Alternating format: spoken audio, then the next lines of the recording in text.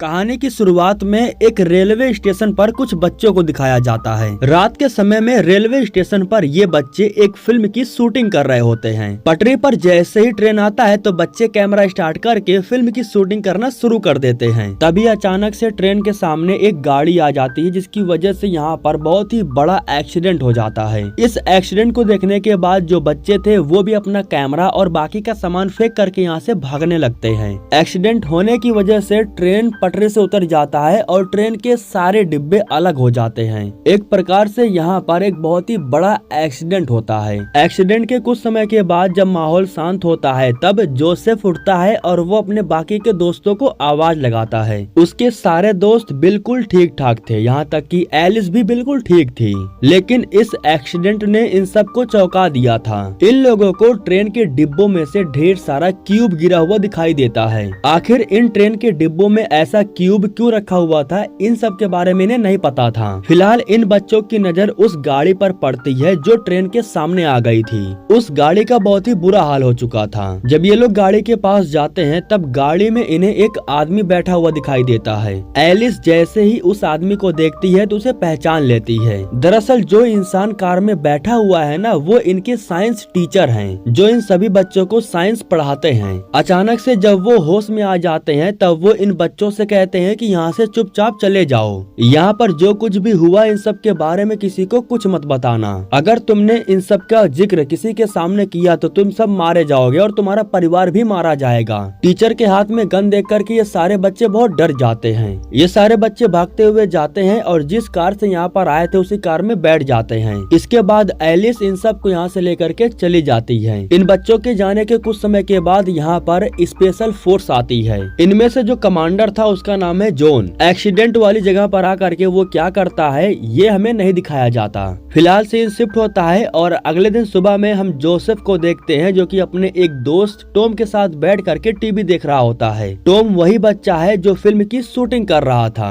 ये लोग देखते हैं कि जिस ट्रेन का एक्सीडेंट हुआ था ना रात में, उसका न्यूज टीवी पर दिखाया जा रहा है। ट्रेन एक्सीडेंट का न्यूज टीवी पर देखने के बाद टॉम के दिमाग में एक आइडिया आ जाता है। वो अपना टूटा फूटा कैमरा लेकर के दुकान पर पहुंच जाता है उसे ठीक करवाने के लिए। दरअसल भाग दौड़ के दौरान कैमरा नीचे गिर गया था और वो टूट गया था। टॉम उस कैमरे को ठीक करवा रहा है ताकि वो अपनी फिल्म को शूट कर सके। दुकानदार उससे कहता है कि इस कैमरे को अगर तुम बनवाओगे तो इसमें बहुत खर्चा आएगा। बेहतर यही होगा कि तुम एक नया कैमरा ले लो और इस कैमरे में जो वीडियो पड़ा हुआ है उसे मैं रिकवर करके तुम्हें दे सकता हूँ। इसके बाद सीन शिफ्ट होता है और हम जोसेफ को देखते हैं जो कि एलिस के पास गया था। दरअसल वो एलिस से ये पूछने के लिए गया था कि क्या वो हमारे साथ फिल्म शूटिंग करना चाहती है या नहीं। वो कुछ जवाब देती उससे पहले यहाँ पर मार्टिन आ जाता है जो कि एलिस के डैड हैं। वो जोसेफ से कहते हैं कि यहाँ से चले जाओ और दोबारा मेरी बेटी से मत मिलना। जब जोसेफ यहाँ से जाने लगता है तो उसी वक्त एलिस खिड़की में से उसे आवाज लगाती है और जोसेफ से कहती है कि वो फिल्म शूटिंग में जरूर आएगी। इसके बाद हमें उस समय का सीन दिखाया जाता है जब ये सभी बच्चे अपनी फिल्म की शूटिंग कर रहे होते हैं। एलिस भी बिना अपने पिता को बताए फिल्म की शूटिंग करने के लिए इन बच्चों के साथ आ गई थी। ये शूटिंग बिल्कुल उसी जगह पर हो रहा था जहाँ पर ट्रेन का एक्सीडेंट हुआ था। ट्रेन के डिब्बों में से जो क्यूब जमीन पर गिर गया था वो सारे क्यूब अब जॉन के अंडर में हो चुके थे। जोसेफ के पिता जिनका नाम है जैक, वो एक पुलिस ऑफिसर है। वो जॉन से बातें करते हैं और ये जानने की कोशिश करते हैं कि आखिर उस ट्रेन में था क्या। ट्रेन का एक्सीडेंट हुआ है ये बात सबको पता है, लेकिन ट्रेन के अंदर था क्या ये किसी को नहीं पता है, ये छुपाया जा रहा है। और जैक यही बात जानने की कोशिश करता है लेकिन उसे कुछ नहीं बताया जाता। खैर दोस्तों, सीन शिफ्ट होता है और रात के समय में हमें एक पुलिस ऑफिसर को दिखाया जाता है जो कि अपनी कार में पेट्रोल डलवाने के लिए वो टंकी के पास आया था। अचानक से पता नहीं क्या हो गया, उसके सामने से ढेर सारे कुत्ते भौंकते हुए निकल जाते हैं। वो कुछ समझ पाता उससे पहले उसके साथ बहुत ही अजीब दुर्घटना घट जाती है। उस पुलिस ऑफिसर के साथ हुआ क्या ये हमें पूरा नहीं दिखाया जाता। तभी अचानक से लाइट बंद चालू होने लगती है। मॉल के अंदर जो लड़का था वो भाग करके जैसे ही बाहर आता है तो वो पुलिस की कार देख करके एकदम शॉक रह जाता है। तभी अचानक से उसके पीछे कुछ आ जाता है जिसको देख करके वो लड़का काफी डर जाता है। वो अपनी जान बचा करके मॉल के अंदर भागता है, लेकिन मॉल का दरवाजा तोड़ करके वो चीज तेज अंदर आ जाती है और लड़के को घसीटते हुए लेके चली जाती है। अगले दिन सुबह में हम जैक को देखते हैं जो कि हादसे वाली जगह पर आकर के पहुंचता है और इन्वेस्टिगेशन शुरू करता है, लेकिन यहाँ पर उसे कुछ खास जानकारी नहीं मिलती है, बल्कि आसपास के लोग ये शिकायत करने लगते हैं कि उनके कार का इंजन अपने आप गायब हो रहे हैं। कार में कितना भारी इंजन लगता है ये बात सबको पता है और आम इंसान इन सारे कार के इंजन को उठा ले इतना आसान भी नहीं है। कुल मिला जुला करके बात यही है कि ये किसी इंसान का काम नहीं हो सकता। रात के समय में हमें एक इलेक्ट्रिक मैन को दिखाया जाता है जो कि खंबे के वायर को ठीक कर रहा होता है। तभी वो देखता है कि सामने से ढेर सारा सामान कोई फेंक रहा है। इतने में अचानक से उस पर कोई चीज हमला करके उसे खत्म कर देती है। अगले दिन सुबह में हमें बच्चों को दिखाया जाता है जो कि जॉन के घर के बाहर फिल्म की शूटिंग कर रहे थे।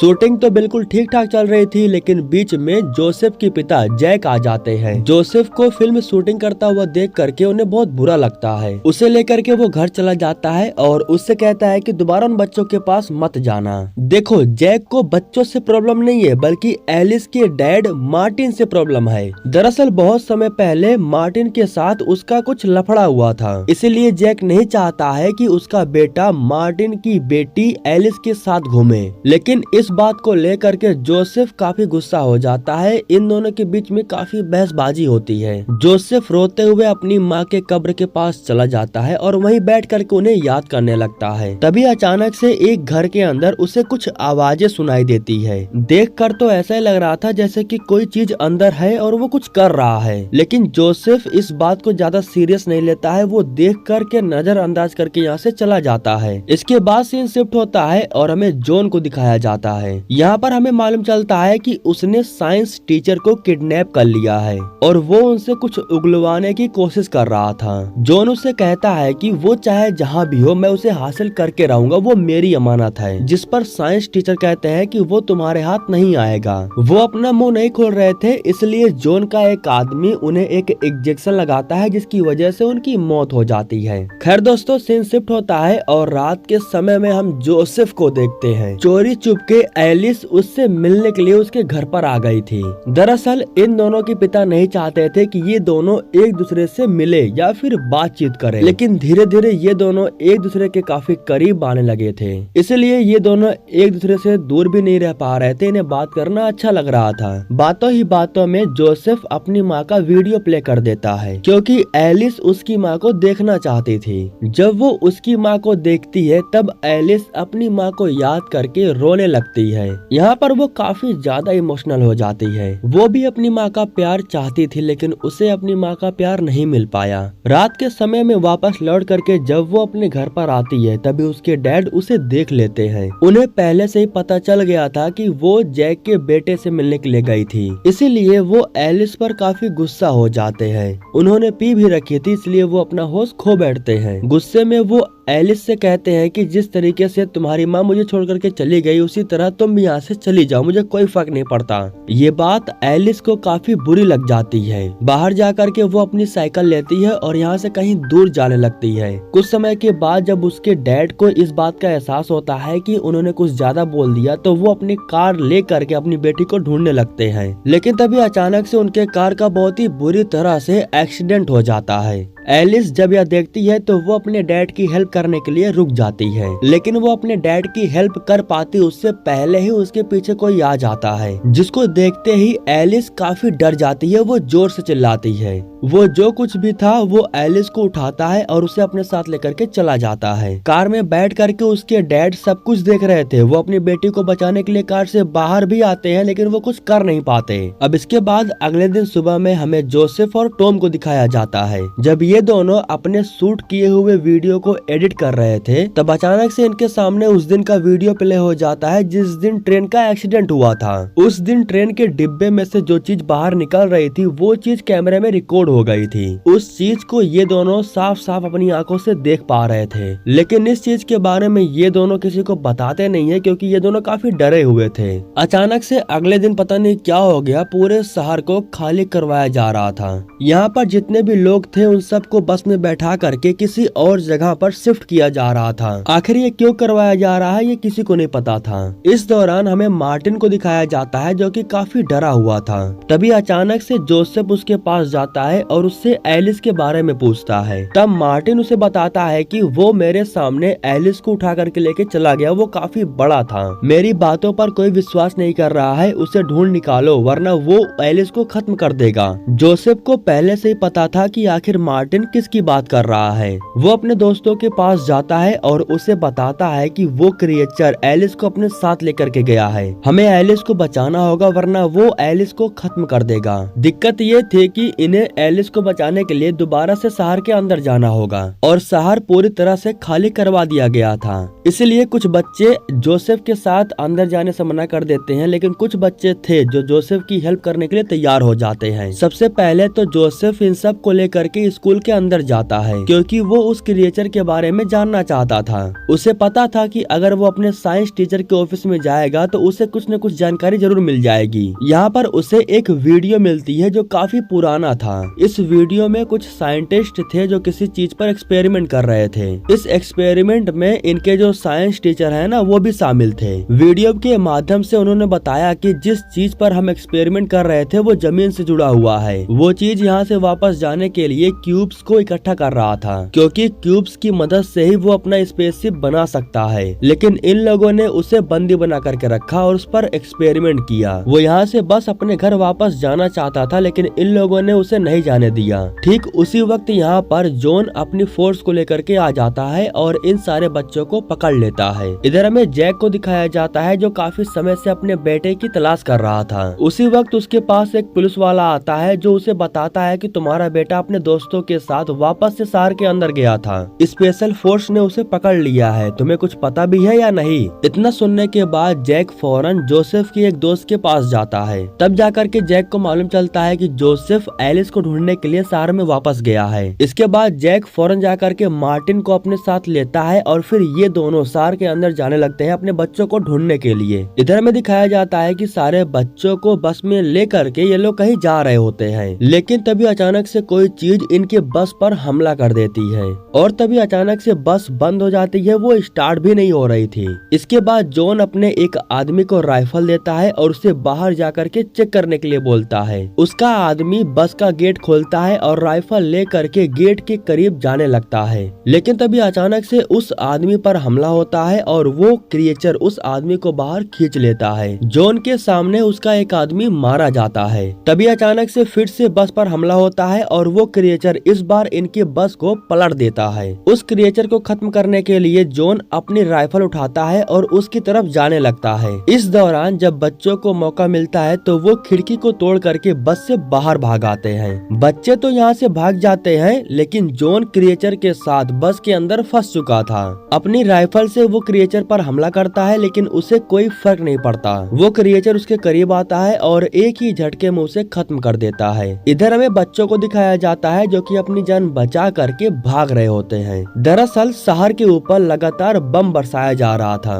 बमबारी से बचने के लिए ये सभी बच्चे एक घर के अंदर भाग करके चले जाते हैं, लेकिन तभी अचानक से इस घर के ऊपर ही एक जोरदार धमाका होता है। शुक्र था कि इन बच्चों को कुछ होता नहीं है, वो बिल्कुल ठीक ठाक थे। लेकिन इस हादसे की वजह से जोसेफ को एक पुरानी बात याद आ जाती है। उसे इतना तो पता चल जाता है कि वो क्रिएचर उसे कहाँ मिलेगा।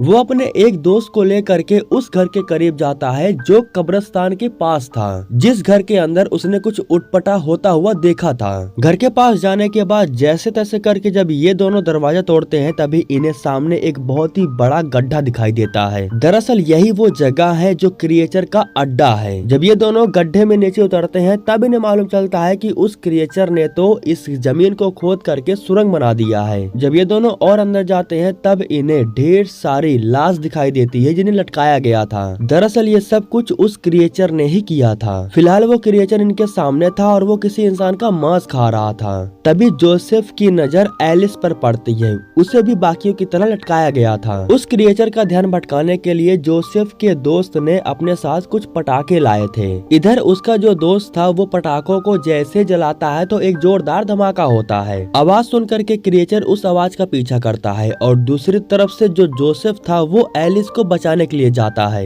एलिस को बचाने के लिए वो उसे एक जोरदार थप्पड़ भी मारता है। थप्पड़ मारते ही वो होश में आ जाती है। यहाँ पर कुछ और भी लोग थे, वो भी होश में आ जाते हैं। ये सभी लोग फौरन इस गुफा से बाहर निकलने का रास्ता ढूंढने लगते हैं, लेकिन उस क्रिएचर को इन सब के बारे में पता चल जाता है। वो एक एक करके इन सब पर हमला करने लगता है। जोसेफ अपने बाकी के दोस्तों को लेकर के यहाँ से भागता है, लेकिन ये लोग भी एक ऐसे आखिरी पॉइंट पर पहुंच जाते हैं जहाँ पर रास्ता बंद हो चुका था। क्रिएचर जैसे ही इनके सामने आता है तो उसे देख करके ये सभी लोग काफी डर जाते हैं। एक जोसेफ ही था जो अभी तक डरा नहीं था। वो शांति से उस क्रिएचर को देख रहा था। क्रिएचर उसे ही अपने हाथों से पकड़ करके उठा लेता है। जब जोसेफ उस क्रिएचर के काफी करीब था ना, तब वो उससे कहता है कि मुझे पता है तुम्हारे साथ बहुत बुरा हुआ है, मेरे साथ भी बहुत बुरा हुआ है, लेकिन फिर भी हम जीते हैं। तुम्हारे पास अभी भी मौका है, तुम अपनी जिंदगी जी सकते हो। इतना सुनने के बाद अचानक से उस क्रिएचर के दिमाग में पता नहीं क्या आया, वो जोसेफ को नीचे गिरा देता है और फिर वो बाहर चला जाता है। बाहर जाने के तुरंत बाद वो सारे सामान और अपने क्यूब्स की मदद से अपना स्पेसशिप बना करके तैयार करता है। अगर ये सारी चीजें उसे पहले मिल गई होती ना, तो वो अपना स्पेसशिप बना करके यहाँ से निकल जाता, लेकिन पहले उसे ये सारी चीजें नहीं मिली। उसी वक्त यहाँ पर जैक और मार्टिन भी आ जाते हैं। जैक अपने बेटे से मिलता है और मार्टिन जा करके अपनी बेटी से मिलता है। इधर जो क्रिएचर था वो अपने स्पेसशिप में जा करके बैठता है और फिर यहाँ से निकल जाता है। तो इस तरीके से ये कहानी यहीं पर खत्म हो जाती है।